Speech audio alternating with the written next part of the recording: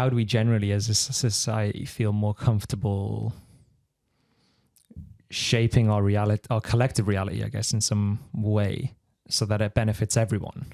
Yeah, wow, that's a big question. Yeah, to go back to kind of friendships and dynamics and say, you know, I think honesty is something I wanted to talk about. And the level of honesty in relationships is really essential. I think some of us, grow up with these quite surface level relationships where we're not really talking about what's actually going on for us or what we care about. And to some extent, that's fine. You know, if you've got a friend and you both enjoy football and you go and watch football, and that's great. You know, that's one relationship that will bring value to your life. But I think all of us need relationships where we can be honest about where we're at, about what's going on for us. And many of us don't have that. And I think that's a problem.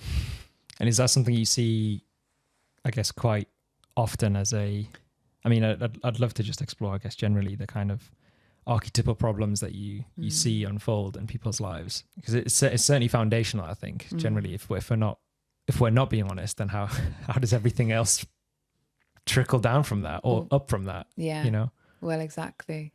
Yeah, I guess. I mean, sometimes we don't realize we're not being honest. I think that's a really interesting place to start. Is that perhaps if we grew up in a family that wasn't very straightforward. I'm hesitant to say this, but British culture is not, we're not known in Britain for being super straightforward. Politeness is kind of held in very high regard, and sometimes honesty is slightly under that politeness, you know, politeness over honesty. Yeah, honesty requires, it requires risk, you know, risking saying what's really happening, or how we're really feeling, or what we really would like. We're often taught to be accommodating to others.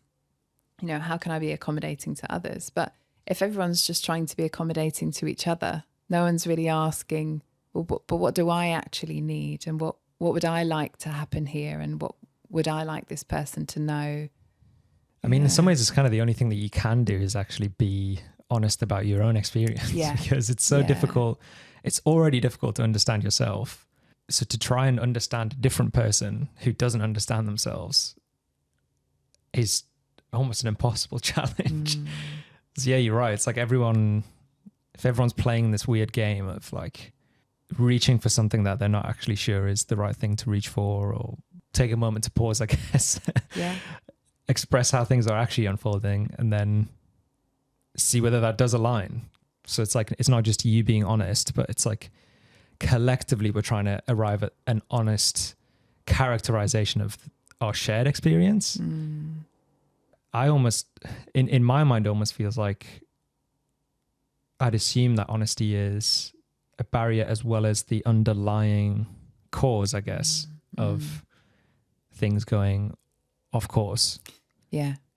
I mean, particularly in relationships, whether that's romantic or friendships or family. Yeah, there's often resentments that build up because honesty is not present, or people are not saying what they really think or feel or want, or there are all kinds of assumptions being made, but there's not this honest communication.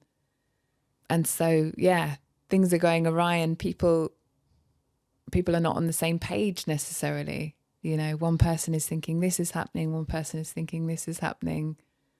But some things are really hard to be honest about. You know, it's hard when something feels petty, like I get really annoyed when you don't do this. It feels hard to say that, but if we don't say it, we still feel it. It's just not being expressed. And yeah, there's a danger in these silences. Yeah, these silent resentments that build up.